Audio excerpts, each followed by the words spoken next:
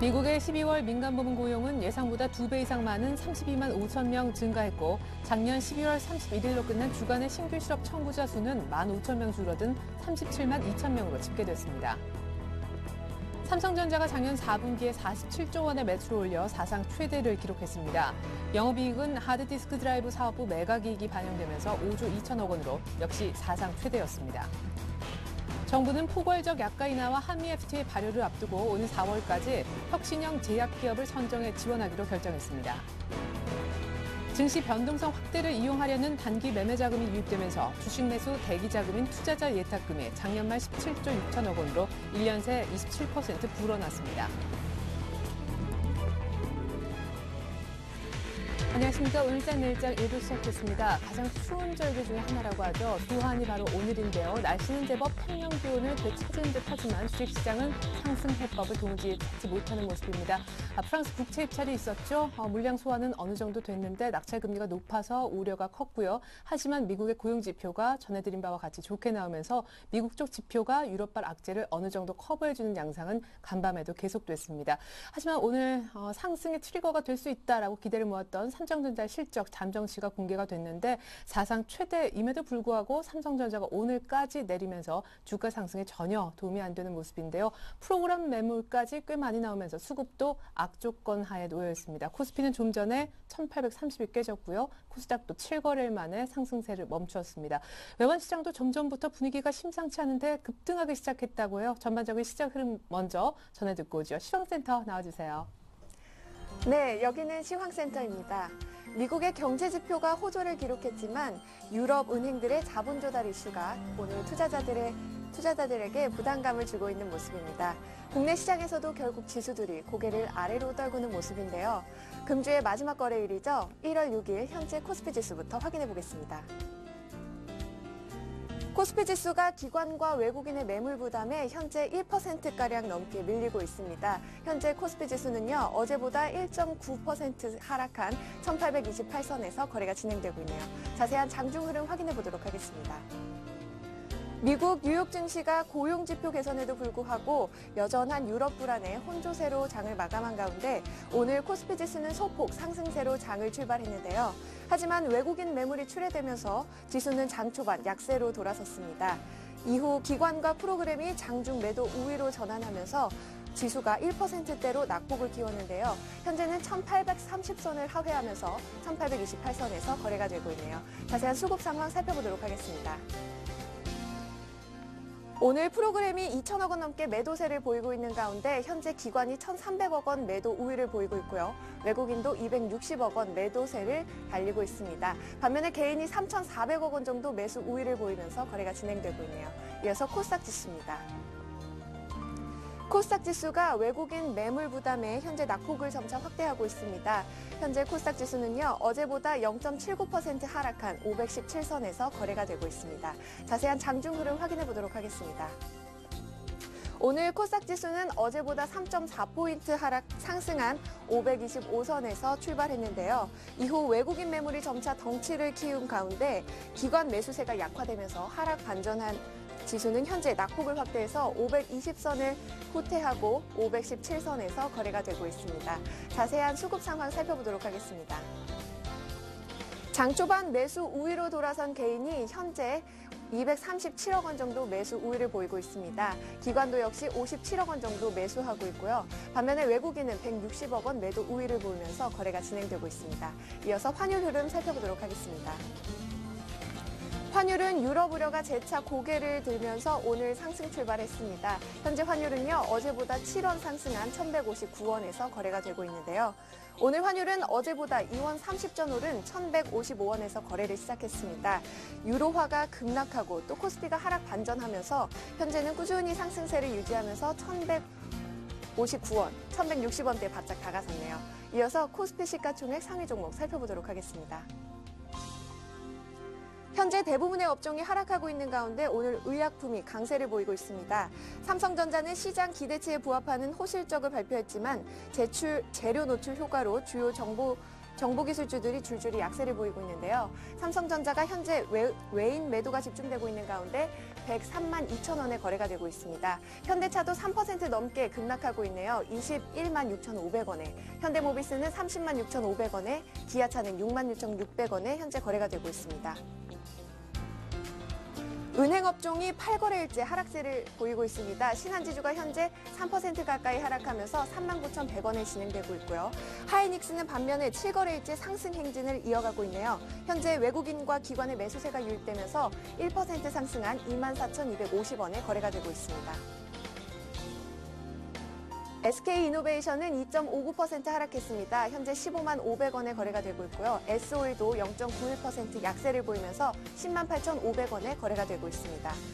KT엔진은 4% 이상 급락했네요. 7만 9,700원에 거래가 되고 있습니다. 이어서 코스닥 시가총액 상위 종목 살펴보도록 하겠습니다. 셀트리온이 2.55% 하락했습니다. 3만 4,400원에 거래가 되고 있고요. 다음 역시 2% 이상 하락하면서 12만 2,800원에 거래가 되고 있습니다. 다음 종목입니다. 서울반도체가 0.24% 강세 속에서 현재 29,950원에 거래가 되고 있고요. 3S도 3% 가까이 상승하고 있습니다. 24,450원에 거래가 되고 있습니다. CJ는 0.56% 강보합권에서 현재 7만 150원에, SM은 0.91% 역시 강보합권에서 49,900원에 거래가 되고 있습니다.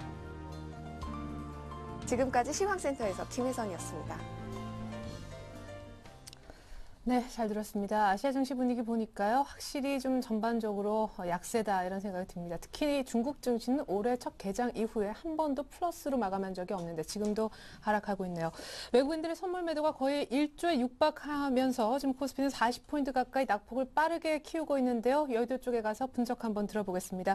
대신증권의 최진 책임연구위원 만나보죠. 안녕하십니까? 예, 안녕하십니까? 네, 삼성전자 사상 최대이익에도 불구하고 삼성전자 주가도 말이 아닌데 외국인들 선물 너무 많이 파는데요? 예, 일단 뭐 오늘 금일 같은 경우에서는 상당히 좀 투자 심리가 상당히 안 좋은 모습을 좀 나타나고 있는데요. 일단은 뭐 대외적으로나 뭐 지정학적 위험이라든지 투자 심리에 대한 좀 불안정한 모습이 좀 나타나는 것으로 보여지고 있습니다. 예, 그렇군요. 역시 주목해볼 이슈 삼성전자 발해서 이제 본격적인 어닝 시즌도 도래했는데 외부적 재료도 계속해서 시끌시끌한 것 같습니다. 이슈를 몇 가지 좀 짚어볼까요? 예, 첫 번째 같은 경우에서는 일단은 뭐 오늘 같은 경우에서는 그 지난 10월 말 이후로 봤을 때 기술적으로 코스피 지수가 121선 이동 평균선 돌파 시도가 세 번째로 좀 무산되는 모습이었었는데요. 현재 121선 이동 평균선은 우하향 중으로 코스피가 추가 하락을 하지 않는다면 시간에 따른 자연스러운 돌파 시도는 추가적으로 좀 이어질 것으로 보여지고 있습니다. 반면 그 최근 그 미국 및 독일 등 주요국 증시가 120일 이동 평균선을 이미 돌파한 상태라는 점을 봤을 때 일단은 좀 가능성은 아직 남아있다고 볼 수 있을 것 같고요. 이 따라서 121선 상승이 전환될 것으로 예상되는 1월 말에서 2월 초 정도까지는 121선의 재차 상승 돌파 시도가 나올 것으로 보여지고 있습니다. 다만 현재 구간에서 그 코스피가 121선 이동 평균선을 돌파한다고 하더라도 안정궤도 진입이라는 긍정적인 측면과 함께 그 이평선의 하락 중이고 제한된 박스권이 지속 중이라는 부정적 측면이 공존하는 만큼 1월 말까지는 아무래도 그 변동성 내에서 갇힌 장세가 좀 더 이어지지 않을까 이렇게 볼 수 있을 것 같습니다. 예, 그렇군요. 하지만 미국의 고용 지표는 정말 계속해서 좋게 나오는 모습인데 이렇게 꾸준히 좋은 것은 좀 신뢰도가 높아지는 부분이 아니겠습니까? 예, 뭐 최근 뭐 불안정한 투자 심리에 있어서 역시 기대되고 있는 미국의 고용 지표도 투자 심리와 관련돼서 굉장히 좀 주목해 보셔야 될 지표로 보고 있는데요. 오늘 밤 발표된 그 미국의 고용 지표 개선이라는 호재와 함께 오늘 밤부터 다음 주까지 1월 말까지 계속 이어지는 그런 유럽 정상 국가들 사이에 대한 기대감이나 실망감 이런 부분들이 투자 심리에 좀 영향을 미칠 것으로 보여지고 있습니다. 미국 고용지표 관련돼서는 이미 뭐 아시다시피 이번 주에 발표됐었던 주간 신규 실업수당 청구 건수 및 ADP 민간 고용지 수치가 각각 예상치 대비 좀 개선된 내용을 보이면서 국내 증시의 버팀목 역할을 할 것 같은데요. 반면에 1월 말에 있을 유럽 정상에 대한 회담에 대한 기대감은 아직 뚜렷하게 나타나지 못하고 있는 반면에 그동안에 있을 그 유럽 국가들 간의 정상회담 과정에 있을 코멘트 내용들은 혹시 그 1월 말 정상회담을 미리 예상할 수 있는 부분을 좀 선 제공하지 않을까 이렇게 볼 수 있을 것 같습니다. 예. 그나저나 삼성전자 차익 실현 매물 나오는 거에 대해서는 어떻게 생각하십니까? 뭐 당연한 일이고 곧 회복되나요? 삼성전자 말씀에 관련돼서는 일단은 삼성전자는 가격적인 그동안에 좀 많이 올라와 있었던 점이 가격 피로감이 있을 수 있을 것 같고요. 일단 전반적으로 봤을 때 좀 시장이 불안한 모습을 보인다면 재차 삼성전자로 돌아갈 수 있는 모습도 있기 때문에 여기서 하향 추세로 전환되었다든지 이런 부분은 좀 아직 섣불리 판단하기 좀 힘들 것 같습니다. 예, 그렇군요. 어쨌거나 삼성전자가 좀 버티고 있었는데 오늘까지 이렇게 또 3일 연속 밀리니까 시장 전체의 어떤 불안감이 조금 퍼지는 것도 사실인 것 같습니다. 어닝 시즌에 들어온 건 맞고 이익 전망치가 좋아지는 업종이 결국 해답일까요? 마감 전략 짜주시죠. 예, 삼성전자 실적 발표도 있고 다음 주 일단 초반 같은 경우에는 미국 알코올을 필두로 해서 이제 본격적인 어닝 시즌에 돌입을 하게 되는데요. 삼성전자 같은 경우에는 상당히 4분기 실적이 자세히는 나오지 않았지만은 일회성 이익을 포함한다고 하더라도 대부분 예상치를 좀 웃도는 실적을 발표한 반면에 다음 주 미국의 알코올 실적 같은 경우에는 지난 3분기 주당 순이익이 15센트에서 4분기 예상 주당 순이익이 1센트 정도로 간신히 흑자를 유지하는 수준으로 발표될 것으로 보여지고 있습니다. 최근 그 당초 기대치보다 4분기 미국 실적에 대한 기대치가 좀 하향 조정되고 있다는 부분에 있어서는 상승 모멘텀이 좀 되기는 힘들 것으로 보여지고 있고요. 역시 국내 기업들 같은 경우에서도 삼성전자가 예상보다 좀 좋은 실적을 보여주긴 했지만 계절적으로 봤을 때는 4분기 실적이 3분기보다는 좀 둔화되는 흐름을 나타내고 있다는 점에서 업종별 엇갈리는 좀 상황이 나타날 것 같습니다. 따라서 이번 주가 다음 주를 비롯해서 어닝 시즌에 들어가면서 실적 관련된 종목들, 업종군에 대해서 좀 관심을 가질 것 같은데요. 일단 IT 같은 경우에서는 실제로 ISM 제조업 지수라든지 최근에 실적 개선과 함께 미국 경제 지표가 상대적으로 견조하게 나타나고 있기 때문에 삼성전자가 조정을 보이더라도 업종 순환매 면에서 IT 관련주들을 좀 보시면 좋을 것 같고요. 화학 운수 장비 같은 경우에서는 이미 12월 중에 좀 코스피 수익률을 하회했기 때문에 이미 4분기 실적이 좀 더 약화되더라도 좀 선 반영할 것으로 보여주고 있습니다. 따라서 이번 분기 실적 호전과 관련돼서는 IT 및 화학, 운수 장비 그리고 좀 음식료 업종 등에 좀 관심을 가지시는 게 바람직할 것으로 보여지고 있습니다. 네, 어닝 감안해서 IT 운수장비 음식료 얘기는 많이 나오는데 화학은 4분기 안 좋아도 이미 주가는 선반영됐다는 얘기 또 솔깃하네요. 대신증권 최진 책임연구위원의 전략까지 확인했습니다. 고맙습니다. 네, 감사합니다. 네, 1826선 마이너스 1.99%까지 밀려있는 상황입니다. 보다 다양한 전문가의 시장 보는 전략 확인하겠습니다. 오인호색 투자전략 코너 역시 SK증권으로 먼저 가보죠. 김민수 차장님, 유럽 위기에다가 오늘 프로그램 매도까지 좀 많은데 주식 비중을 포트의 절반까지로 조금 줄이는 대응을 해보자라고 하셨습니다. 그리고 최종대 차장님은요, 1월 효과, 과도한 너무 걱정보다는 자신감이 조금 필요하고 중소형주에 관심 가지면 좋겠다 하셨고요. 신진행 대표님은 삼성전자의 실적 가이던스가 오늘 발표가 됐는데 이를 기점으로 업종별 차별화가 아니라 조금 더 세밀한 종목 차별화가 시작될 것 같다 하고 전망해 주셨습니다. 이진행 지점장님 역시나 오늘 기관 중심으로 해서 프로그램 집중 매도로 지수가 좀 조정을 받는 모양인데 조정 시에는 사자라고 하셨습니다. 어느덧 박스권 하단에 와 있긴 하네요. 현대증권 마포지점의 이승태 과장님은 121선 돌파 전까지는 하락 국면이 지속될 수 있으므로 역시 보수적 대응을 주문하셨는데요. 첫 번째 김민수 차장님도 주식 비중을 조금 한 절반 정도로만 한정하자라고 하신 바 있죠. 이번엔 5분 관심 업종을 보겠습니다. 김민수 차장님은 보수적으로 전반적인 톤을 좀 바꾸셨는데도 IT 업종을 관심 업종으로 꼽아주셨군요. 특히나 스마트폰 부품주, 오늘 삼성전자 실적 내용을 보더라도 조금 이해가 충분히 가네요. 최종대 차장님은 바이오 유통의 IT, 운수장비 철강, 하지만 아까 중소형주 관심도 언급하셨다는 거 참고하시고요. 신진영 대표님은 오늘 약간의 비중 조절이 내부적으로 있는 듯 했습니다. 중국 관련주 조금 비중을 줄이는 대신에 오늘 게임주가 신규로 들어왔네요. 전일에 급락했었던 NC소프트가 좀 대표적인데 이렇게 급락했을 때 잡자라는 의견이시고 스마트 기기도 많이 보급되고 있기 때문이라고 이유 달아주신 듯합니다. 이진행 지점장님은 IT의 금융 오늘 좀 많이 내리지만 건설, 태양광, 바이오, 모바일 콘텐츠까지 다양하게 언급하고 계시고요. 이승태 과장님은 업종 대표 종목의 순환매 예상하시면서 특별히 에너지 관련주를 유망하다라고 보시는 듯합니다. 밀릴 때 사자라는 의견도 있었지만 121선 돌파를 이번에 결국 또 세 번째 실패했기 때문에 보수적으로 보는 것이 맞다라고 의견 주신 오늘 현대증권 마포지점 이승태 과장님 연결해서 자세한 시장 분석 듣도록 하겠습니다.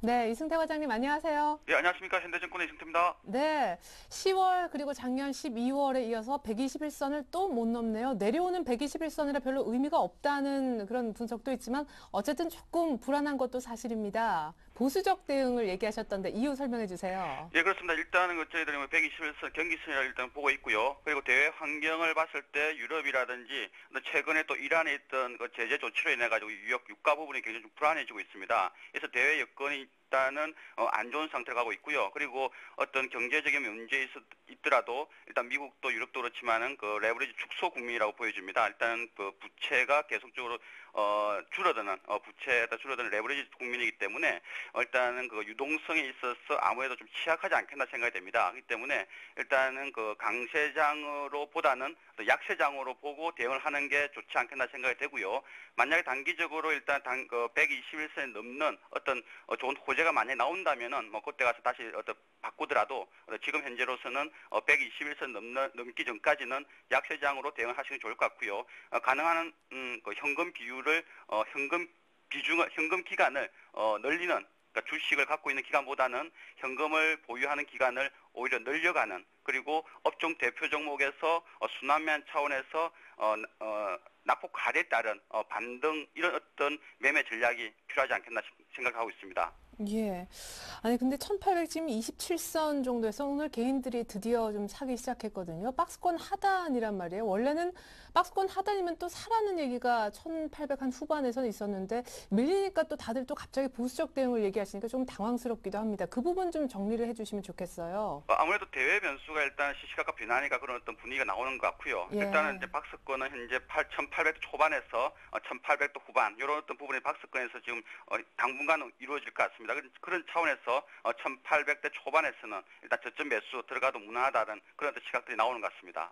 예, 종목별 장세가 시작될 것 같다 이런 분석들이 많습니다. 어닝에 왔기 때문에 실적이 좋아지는 쪽이 답이다라고들 하는데 오늘 그 어닝에 거의 가장 좋은 IT의 대표주자인 삼성전자 실적이 좋았는데 조정받는 것, IT주 전반적으로 걱정할 부분은 아닌 거 맞나요? 업종도 좀 알려주세요. 예, 아무래도 IT 같은 경우에는 그 작년 연말에 어떤 특수로 인해 가지고 재고 소진의 어떤 기대감, 뭐 그런 차원에서 어떤 IT 업종을 어떤 그러니까 호전되는 걸로 지금 예상을 하고 있습니다. 그런 차원에서 IT가 조금 더 연말부터 해서 좀 강세를 띄었고요.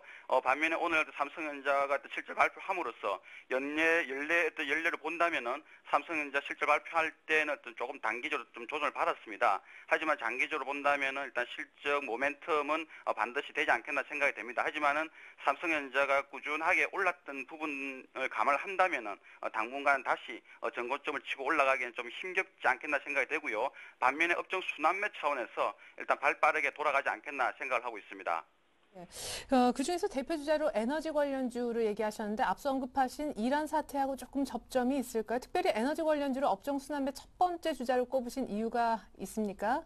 지금 현재 그 이란에 있어가지고 호르무즈 해협했던 긴장 부분 이런 어떤 부분들이 미국의 대선하고 같이 맞물려 있어가지고 네. 일단은 조금 쉽게 넘어가지는 않지 않겠나 생각을 하고 있고요. 이란의 제재 이런 부분들 유럽까지 EU까지 동참을 한 상태이기 때문에 네. 그 긴장도는 계속적으로 강화되지 않겠나 생각을 하고 있습니다. 그렇다면은 동절기 어떤 특수 이런 어떤 부분하고 맞물리면은 유가는 반드시 어떤 좀 불안한 요소가 뜰 것 같고요. 사우디에서 아무리 정상을 한다, 오페크에서 정상을 한다 하더라도 이런 어떤 부분에서 불안감이 야기가 된다면은 아무래도 유가는 좀 불안할 것 같고요. 그렇게 본다면은 유가뿐만 아니고 그 대체 에너지 관련주들 이런 어떤 종목주 중에서도 테마성으로 일단 움직일 가능성이 있어 보입니다. 예, 그럼 뭐 자원주, 상사주까지 다 언급하고 싶으신 것도 같은데 대표적인 종목하고 어느 정도 주가 회복까지 바라보시는지도 궁금해요. 업종별 순환 매매는 상승에 조금 제한적이라는 의미로도 들리거든요. 네, 그렇습니다. 지금 어차피 전체적인 장 자체가 하락으로 봤을 때는 어느 업종만 강세로 뛰고 가기에는 좀 힘들지 않겠나 생각을 하고 있습니다. 네. 그래서 기본적인 마인드는 그 박스권으로 생각하시는 게 가장 좋을 것 같고요. 추세 매매보다는 저점 매수, 저점이 만약에 무너졌을 때는 손절매가 나와야 되고요. 그리고 고점에서 매도, 뭐 이런 어떤 차원에서 박스권으로서 발빠르게 수익을 짧게 보고 가시는 게 좋을 것 같고요. 업종 대표 종목에서 아무래도 그래도 가장 강한 종목으로 공략하는 게 가장 무난하지 않겠나 생각하고 있습니다. 예, 삼성전자 가기는 조금 어렵기 때문에 업종 순환매 보셨고 대표 주자로 대외 환경 고려했을 때 자원 관련주, 에너지 관련주 꼽아주셨습니다. 업종 대표주를 사되 호흡은 짧게 하라는 전략까지 잘 들었습니다. 현대증권 마포지점 이승태 과장님이었습니다. 지금까지 분석 고맙습니다. 네, 감사합니다.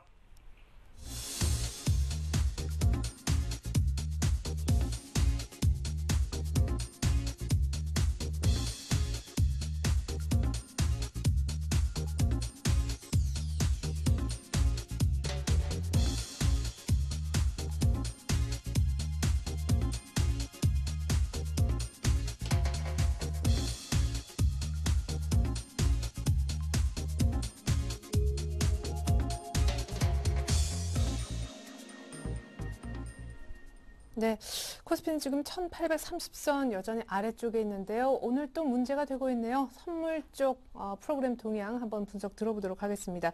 IBK증권의 김현준 연구원 한번 만나볼까요? 안녕하세요. 네, 안녕하세요. 네, 아니 외국인들이 새해 들어 뭐 만기약 이상 이렇게 선물을 사는 날도 있더니 또 반대로 오늘 같은 날도 있네요. 좀 단기성 매매가 기승을 부린다는 생각도 드는데 오늘 선물 쪽 동향부터 분석해 주시죠. 네, 코스피 200 선물이 장 초반 소폭 하락 출발했는데 장중에 뭐 2%, 2.5%까지 밀려 있는 상태인데요. 네. 일단은 외국인 말씀하신 것처럼 외국인 선물 순매도가 가장 주요 원인이라고 보시면 될 것 같습니다. 외국인이 현재 지금 8,600계약 정도를 순매도 하면서 일단 베이시스 악화를 이끌고 있습니다.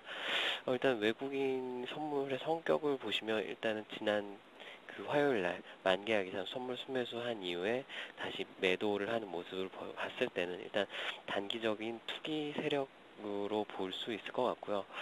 일부는 현물 해지 포지션을 조금 가져가는 것으로 보시면 될 것 같습니다.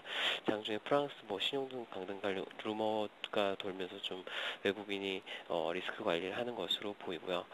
일단 외국인 선물 순매도의 영향으로 베이시스는 0.5포인트 대로 악화가 됐습니다. 지금 이론 베이시스가 1.45포인트 정도 되는데요.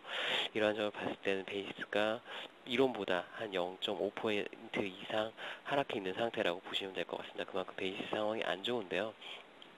일단 베이시스 좋지 않은 건 일단 다음 주 1월 옵션 만기를 앞두고 굉장히 부담이 될 수 있을 것 같습니다.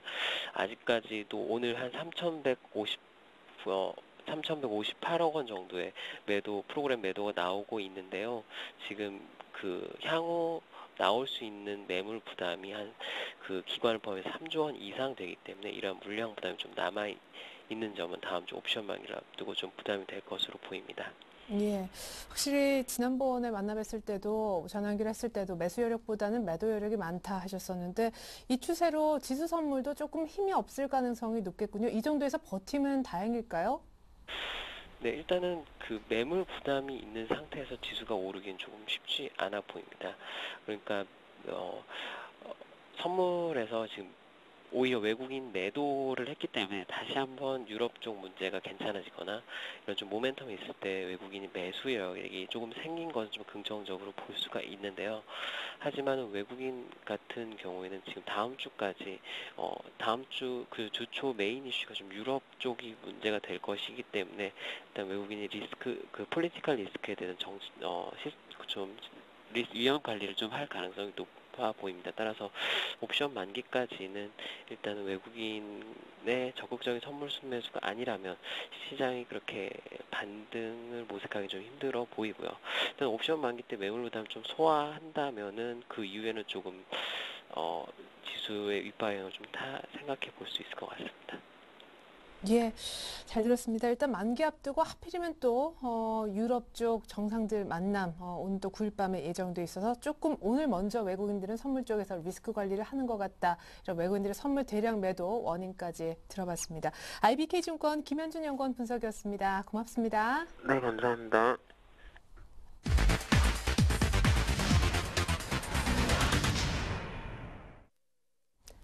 네, 안녕하세요. 샘플러스 최병권 전문위원 연결되어 있습니다. 안녕하십니까? 네, 안녕하세요. 네, 외국인들이 선물에서 또 엄청나게 팔면서 지수도 힘이 없는데 삼성전자도 예상은 했지만 꽤 많이 빠진다는 연일 생각이 들거든요. 오늘 같은 날 개인은 사요. 맞는 전략일까요? 글쎄, 반은 맞고 반은 틀리다라는 말씀을 좀 드리고 싶은데요. 네. 어느 종목을 사느냐에 따라 좀 다르지 않겠나 싶습니다. 일단은 뭐 거래소는 이미 말씀을 좀 여러 번 드렸지만은 보수적인 전략을 좀 취해야 한다라는 얘기를 좀 드렸었던 상황이고, 또 지금은 중소형주에 좀 포커스를 맞추실 때다 이런 얘기를 좀 드리기 때문에 지금 현재 조정 주는 타이밍을 중소형주 매수에 맞추는 것은 괜찮다라고 생각을 하고 있습니다. 하지만 아시다시피 이 중소형 종목들은 지금 대부분이 테마를 위주로 해서 올라오는 상황이기 때문에 그 실제로 내용을 많이 갖고 있어서 올라가는 상황은 아닙니다. 그러다 보니까 시장이 하락이 계속 지속돼 버린다든가 아니면은 거래소 시장의 하락이 일정 폭을 벗어나 버린다든가 이러면은 그 매수 주체들이 주식을 던지기 시작하게 될 겁니다. 그러면은 투매가 발생할 수 있고요. 그때는 단기적인 하락이 거래소보다 훨씬 더 클 수 있습니다. 그래서 조정을 줄 때 매수를 하는 전략은 좋으되 그런 상황 이후에 주가가 계속해서 떨어진다면 그때는 손절매를 하고 차라리 밑에 가서 다시 더 낮은 지점에서 매수를 하는 것이 낫지 계속 버티는 식으로 가는 것은 안 좋다는 거. 요건 좀 미리 말씀 좀 드리겠고요. 최근에 부각되는 테마가 이제 신규로 지금 SNS 선거 운동 관련해서 테마하고 그다음에 이제 신약 개발 관련 테마 이쪽이 지금 아무래도 움직임이 활발하고 또 진행도 괜찮기 때문에 이쪽으로 좀 관심을 가져보자라는 말씀을 드리도록 하겠습니다. 네. 아니, 오늘 SNS 선거 테마 관련 종목들 또 한 번 상한가 가는가 싶더니 다 일제히 밀리는 그런 분위기이기도 한데 일단 오늘 먼저 많이 오르는 핫 종목부터 소개 받아보고 싶습니다. 어떤 종목이 좀 많이 오르나요? 역시 코스닥이나 뭐 관련 테마로 엮이는 종목들입니까? 네, 역시 뭐 그런 쪽이라고 보시면 될 것 같은데요. 우선 첫 번째로 유진로봇이 있겠습니다. 오늘 사실 반등 포인트가 좀 많이 잡혔던 종목이 노인복지 수혜주들인데요.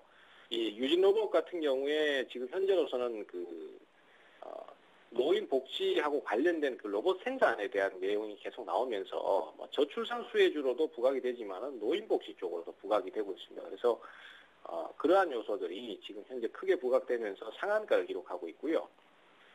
조금씩 조정을 거치면서 계속 올라왔기 때문에 당분간은 이런 구도가 좀 더 상승 구도가 좀 더 지속될 가능성이 크다 이렇게 생각을 하고 있습니다.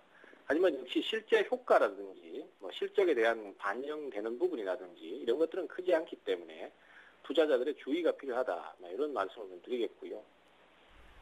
그다음에 지금 시장이 얼마나 좀 변동성이 심하고 또 개인 투자자들을 많이 따돌리기 위해서 주가가 요동을 치는지를 잘 알 수 있는 종목이 일양약품인데요. 이 일양약품 같은 경우에 어제 제가 콜드 종목에서 가장 먼저 소개를 드렸던 종목입니다. 어제 백혈병 치료제가 이제 시판 자체가 허용이 됐다. 이건 사실 상당히 큰 내용 이슈거든요.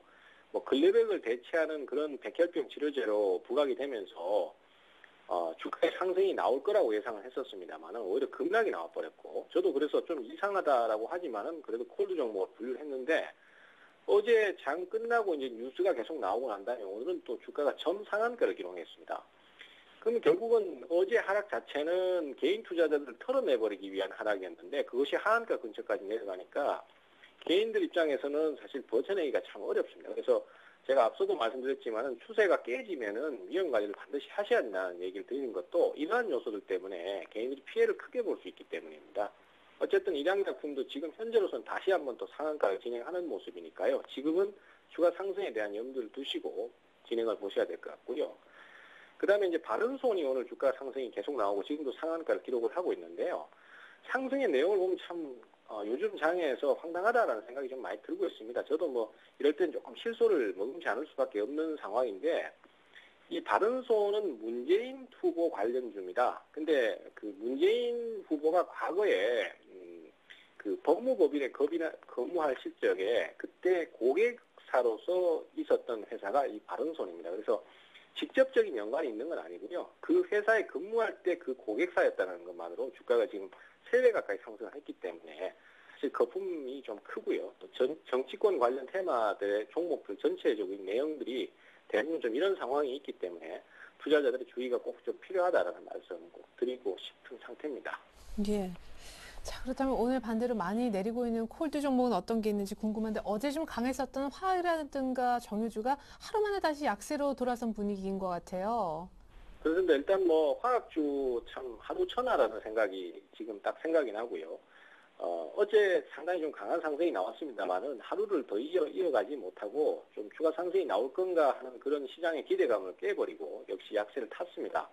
역시 가장 큰 요인은 상승 모멘텀 자체가 없다라는 것이죠. 삼성전자 같은 경우는 실적 발표가 나오고 오히려 주가가 빠졌고 그동안 상승할 수 있었던 것이 이제 실적에 대한 기대감이었는데 지금 현재 화학업종이라든지 이런 업종들은 실제로 실적에 대한 기대감이 없고 또 외국인들의 매수나 이런 것들이 강력하지 않기 때문에 역시 모멘텀이 부족하다라는 상황입니다. 그렇기 때문에 오늘 또 다시 조정을 받았고요.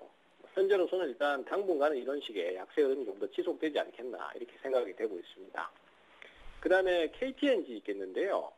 KTNG 같은 경우에도 뭐 지금 현재로서는 조정이 상당히 좀 깊게 나오고 있는 편인데 이 종목 같은 경우에도 결론적으로 그동안 상승을 계속했던 것이 실적에 대한 모멘텀인데 4분기 들어서는 이제 실적 자체가 좀 축소될 수 있다, 둔화될 수 있다 이런 얘기가 나오면서 주가가 오늘 하락이 나옵니다. 사실 그 이후에 뭐 배당 메리트라든가 이런 것도 좀 사라져 버렸고 그 다음에 또 실적 성장성이 계속 나오지 않을 것이라는 부분 이런 것들이 부담이 돼서 조정을 더 받는데요.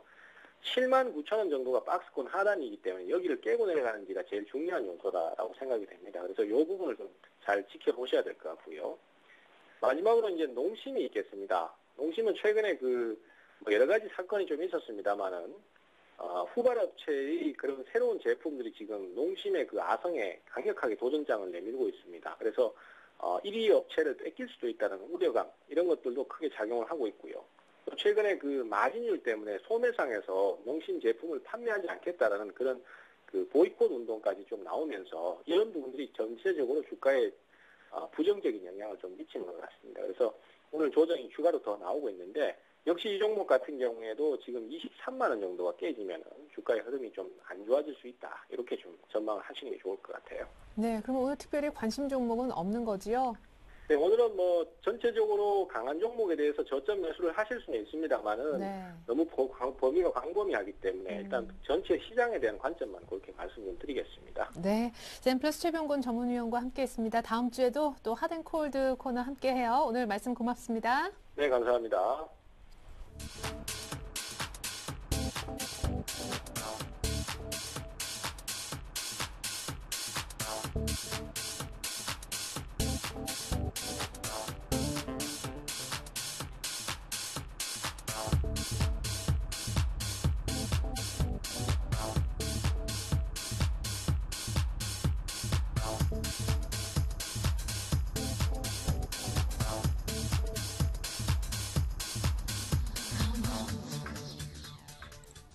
다행입니다. 외국인들 선물 조금 덜 팔면서 그래도 20포인트대, 30포인트 안쪽으로 낙폭이 약간 줄어들고 있습니다. 삼성전자도 밑골이 좀 달아주는 것 같은데요. 마감 전략 다시 한번 짜봐야겠죠. 동양증권 영업부에서 권영문 과장님이 나와주셨습니다. 안녕하세요. 네, 안녕하십니까. 네, 참 일관돼요. 미국 쪽 지표는 거의 다 좋고 유럽은 계속 안 좋고 뭐 간밤에도 프랑스 국채의 인기가 시들했다죠. 네. 지표를 보면은 주식을 사야만 될 것만 같고, 그리고 또 유럽 쪽 악재를 생각을 한다 그러면은 또 주식 사기가 좀 이렇게 두려운, 망설여지는 그런 자리가 아닐 수가 없는데요. 우선 뭐 전일 독일 의회 내에서 뭐 ESM 확충 반대 의견이 상당히 커진다라는 그런 뉴스가 나왔었죠. 뭐 5천억 유로의 ESM 재원 확충에 반대 기류가 형성이 돼 있는데 이 안에 따져보면은 뭐 기독사회당이 반대를 하고 있는 상황이고요. 거기에 대해서 기독민주당이 좀 더 많은 자금을 조기 출자하는 게 어떻겠느냐 이러한 주장들을 내세우고 있습니다. 그래서 우선은 뭐 연립 정부 내에서 갈등이 예상이 되는 상황이겠다. 그래서 독일이 핵심의 키를 잡고 있다라는 점에서 이러한 갈등은 향후에도 불확실성 증대로 이어질 수 있다라는 점에서 결코 유럽 재정 리스크가 아직까지도 마무리되지 못했다라고 볼 수가 있겠습니다. 그리고 또 오늘 같은 경우에는 특히나 그 장중에 악재 루머가 퍼졌었습니다. 두 가지 정도로 요약해 볼 수가 있겠는데요. 첫 번째로는 스페인 재정 리스크가 역시나 다시 더 부각이 되었고요. 네. 또한 주말에 프랑스 신용등급 강등이 된다라는 설이 확인된 건 없지만은 이러한 루머가 퍼지게 되면서 우리 시장 한 30포인트 넘게 이렇게 빠지는 모습들을 보여주고 있습니다. 그러니까 프랑스하고 독일 정상이 만나는 것이 이제 우리 시각으로 다음 주 월요일 밤인데 그 전에 주말에 강등시킬 수도 있다. 예, 그렇죠. 예. 참 걱정스럽네요. 일단 유럽은행, 특히나 지금 이탈리아 뭐 최대 은행이라고 하는 유니크 크레딧의 자본 확충으로 인한 그 유상 증자 부분, 너무 할인율이 세다 해가지고 좀 문제가 되고 있는데 유럽은 이렇게 다 뒤엉켜 있는 것 같습니다. 정상회담이 열린다고 하는데도 신용등급 강등설 나오고 좀 좋은 얘기 해볼까요? 미국 쪽 지표인데 사실 간밤에 ADP 민간 고용하고 매주 나오는 실업수당 청구 건수가 물론 둘 다 좋았지만 오늘 밤에 나오는 것이 조금 더 무게감이 있는 지표라고요. 네. 우선 뭐 미국 쪽에서 본다라면은 최근 들어가지고 어떤 고용 지표 그리고 최근에 뭐 부동산 쪽 네, 이런 부분들에 주택. 대해서 굉장히 좋게 나오고 있습니다. 어떻게 보면은 그동안에 어떤 논의가 안 됐었던 분들, 사실상 미국의 부동산 버블이 꺼지면서 미국 같은 경우에 여태까지 어떤 침체가 이어져 왔다라는 점에서 지금 드디어 이제 핵심적인 키 부분들을 정부에서 인식하고 있는 부분들이 아닌가라고 봐지고요. 우선 부동산 가격이 오르게 된다라면은 좀 더 가처분 소득이 오르게 되고요. 물론 지금 모기지 금리 자체를 이제 차원화할 수 있는 그런 방편을 열어두었기 때문에 이로 인해 가지고 좀 더 소비할 수 있는 여력이 늘어날 수가 있겠고요. 그것이 또한 고용으로 이어진다라면은 이런 선순환 구조가 이어져서 미국 지표가 이미 뭐 유럽 재정 리스크 아니다라면은 이미 그 유동성 장 이후에 이제 실적 상세를 접어들 수 그렇죠. 있는 그런 토대는 마련이 됐다라고 판단이 되어집니다. 그리고 또 다음 주 기대해 볼 수 있는 부분 중에 하나가 중국 쪽 지표 발표가 있습니다. 네. 소비자 물가 지수 발표가 있고요. 우선은 전월은 4.2% 정도였었는데 지금 예상되는 바는 한 4%이기 때문에 호전될 것으로 예상이 되고 있는 바이고요. 생산자 물가 지수 같은 경우에도 전월 2.7%였는데 지금 예상치는 1.7% 정도로 나오는 것으로 봐서 우선은 중국의 어떤 인플레이션에 대한 부분들이 부담이 경감이 된다 그러면은 향후에 그 경기 부양 쪽으로 정책 스탠스를 바꿔줄 수가 있기 때문에 그 또한 투자자들한테 좀 호재로 작용이 될 수 있다라는 점을 짚어드릴 수가 있겠고요. 우리나라 같은 경우에도 생산자 물가지수 발표가 있습니다.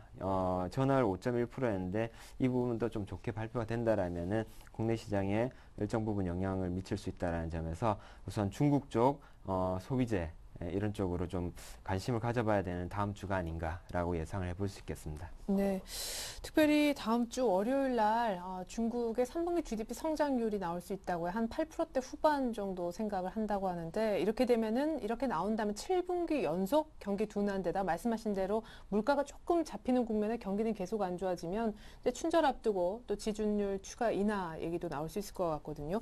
중국 관련주도 조금 유망하겠어요. 뭐 어닝 하면서 실적주 얘기도 많지만 어떤 업종이 조금 좋을까요? 네. 우선은 2007년도를 기준으로 해서 이전과 지금의 어떤 중국 관련주에 대한 그런 컨셉 자체가 많이 바뀌었는데요. 네.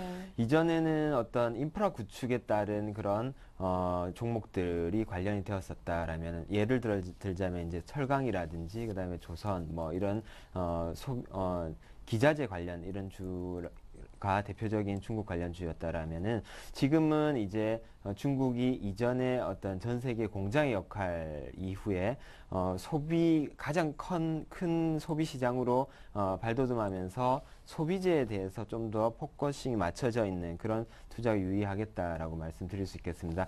뭐 예를 들어 본다라면은 뭐 아모레 퍼시픽을 필두로 해가지고 어떤 뭐 락앤락이라든지 네. 혹은 뭐 화장품 ODM 업체를 하고 있는 코스맥스라든지 이런 부분들에 대한 관심이 촉구가 된다라는 말씀을 드리고 싶습니다. 예. 아니, 그리고요. 사실 아까 주말에 오늘 뭐 루머로 돌긴 하지만 뭐 계속 돌았던 루머이기도 한데 하필이면 또 이번 주말이라고 하니까 더 코앞에서 오늘 금요일이지 않습니까? 더 긴장을 한 것 같은데 프랑스 신용등급 강등이 만약에 정말 루머가 현실화된다면은 이번 주말에 굳이 오늘 살 필요는 없을 것 같아요. 네. 이전부터 신용평가회사들이 상당히 협박을 계속 하고 있었죠. 뭐 프랑스 신용등급 강등하겠다.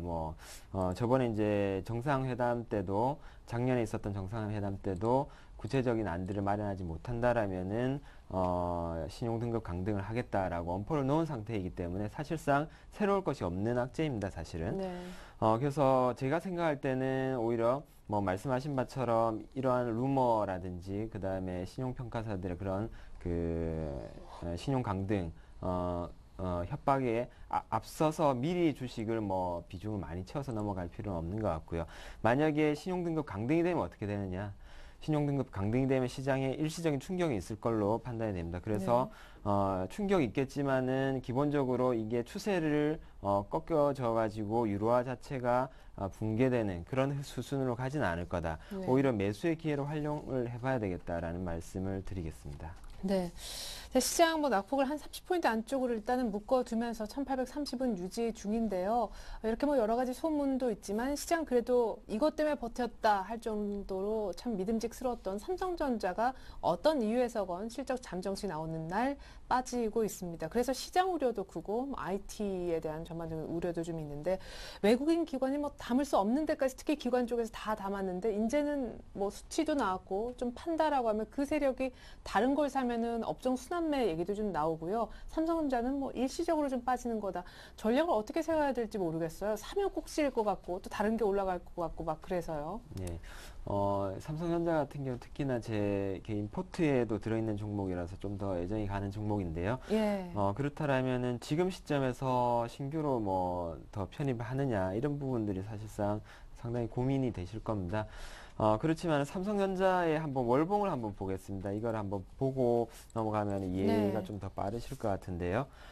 삼성전자의 근 한 10년 정도의 주가의 월봉 차트를 한번 보시게 되면요.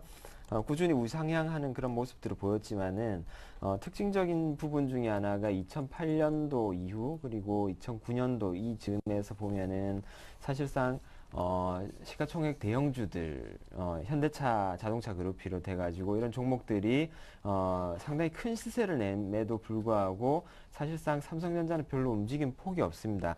어떻게 본다라면은 이게 어떤 삼성그룹의 지배구조하고도 좀 맞물려 들어가는 얘기일 수도 있겠는데요. 어떻게 보면은 뭐 이 기간 동안의 지배구조 그리고 삼성그룹의 어떤 그 상속 이런 문제들과 결부지어져 가지고 주가가 많이 올라갈 수가 없었던 시기이지 않았나. 그래서 네. 일정 부분이 그런 부분들이 해소가 된 이유다 그러면은 향후에는 전혀 뭐 할인받을 이유도 없고 또한 향후에 이제 스마트폰에 애플을 뒤집고 시장 점유율 1위인 것을 바탕으로 해가지고 충분히 프리미엄을 받을 수 있는 국면이다라는 점에서 물론 최근 들어가지고 시세는 많이 났었지만은 지금 이 정도 시세를 가지고 부담스러워해서는 안 된다라고 생각하고 있습니다. 네. 제 기억에 딱 108만 원까지 삼성전자의 목표가를 제시하셨다가 귀신같이 맞추시고 110만 원 이상, 120만 원 이상 올리신 걸로 알고 있습니다. 그런데 최근 연 3일 밀리면서 오늘까지 약간 주가는 좀 떨어져 있는데요. 워낙에 많은 수익률을 내고 있으셔서 저희가 AS를 곧장 좀 받아볼까 합니다. 그에 앞서 오늘 혹시 관심 종목이 있으신가요? 프랑스 신용등급 강등 다음에 얘기하실 것도 같아서요. 네, 오늘 따로 관심 종목은 아니고요. 다음 네. 주 한번 관심 가져봐야 될 종목은 하나 있는데요. 뭐냐 그러면은 19일 날 동아팜텍이라는 회사가 상장을 하게 됩니다. 다다음 주죠. 다다음 주에 상장을 하게 되는데 동아팜텍 지분 25.3%를 동아제약이라는 회사가 가지고 있습니다.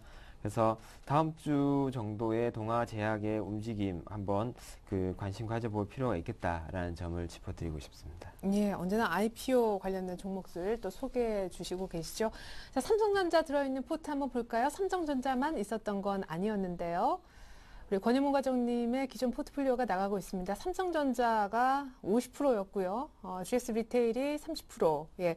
지난주 금요일은 마지막 날 거래가 안 서서 12월 23일 날 딱 그 상장하는 날 GS 리테일을 편입하고자 얘기를 하셨었습니다. 지금 약간 수익 중은 아닌 것 같은데 삼성전자가 무려 86만 원 박스권 돌파할 때 사셔서 수익이 오늘 좀 줄었다 해도 20% 넘습니다. 앞으로 아까 신규로도 뭐 얘기를 잠깐 해주셨는데 향후 그럼 원래 목표가 124만 원 고수하실 생각이신가요? 네, 124만 원 유지를 할 생각이고요. 기본적으로 차트를 한번 보시게 되면은 이러한 하락 흐름에서 상당히 흔들릴 가능성이 높습니다. 실상 이거를 뭐 11월 달 국면을 본다고 하더라도 이 즈음에서 추세적으로 꺾여서 내려가는 게 아니냐, 뭐 이렇게 좀 두려움도 네. 있을 것 같은데요. 지금의 국면도 마찬가지입니다. 그렇지만은 스마트폰 전 세계 시장 점유율 1위라는 거는 굉장히 상징적인 의미라고도 볼 수가 있겠습니다. 여태까지 어떤 애플이 누려왔었던 그런 부분들에 대해서 어떤 시장을 뒤엎는 그런 결과들이기 때문에 향후에 삼성전자 같은 경우에 그룹 내에 어떤 IT 쪽에 굉장히 뛰어난 그런 기술들을 기반으로 해가지고 어떤 하드웨어적인 측면에서 이러한 스마트폰 시장 점유율 1위는 계속적으로 굳힐 것이라 예상이 되고 있기 때문에 거기에 대한 프리미엄은 충분히 누려야 되겠다라는 말씀을 드리고 싶습니다. 네, 그러면은 손절 가격을 지금 얼마로 잡고 계십니까? 84만 원 당초에 워낙 싸게 사셔서 이제 손절 라인은 조금 조정을 볼 때가 되지 않았나 싶기도 해요. 네, 우선은 전 저점 부근인 한 100만 원 정도가 하회가 된다라면은 일단은 뭐 리스크 관리가 좀 필요하지 않겠느냐라고 봤습니다. 네, 삼성전자 워낙에 싸게 사셨기 때문에 그때 잡았던 손절 가격이 84만 원이었는데 이제는 많이 올라 100만 원 정도로 손절 라인은 조금 상향 조정을 해주셨습니다. 124만 원 갈 거다. 삼성전자 목표가 동일하게 보유 의견 들어봤고요. 이번엔 GS 리테일 얘기 한번 들어볼까요? 전일에는 급등했었는데요. 아주 짧게 좀 부탁드릴게요. 네, GS 리테일 노령한 시대 수혜라는 점에서 향후에도 시장의 관심은 뜨거울 거라 예상이 됩니다. 기본적으로 성장하는 회사이기 때문에 같은 비교 그룹들의 어떤 유통업체들보다는 좀 더 프리미엄을 받아야 된다라는 관점에서 좋게 보는 거고요. 여전히 매수가 23,100원 그리고 목표가 27,300원, 손절가 19,500원 유념하셔서 대응하시면 좋을 것 같습니다. 네, 고령화 수혜주 성장성도 있다. GS 리테일도 그대로 보유, 삼성전자 AS까지 잘 들었습니다. 지금까지 동양증권 영업부의 권영무 과장님과 함께했습니다. 고맙습니다. 감사합니다. 이제 1분 뒤면 마감 동시효과 들어가는데요. 낙폭이 아주 깊어졌다가 조금은 나아지네요. 잘하면 종가상 1840까지도 낙폭을 줄여볼 수 있을 것 같습니다. 좀 잠시 후 종가 들고 입으로 다시 찾아뵙겠습니다. 고맙습니다.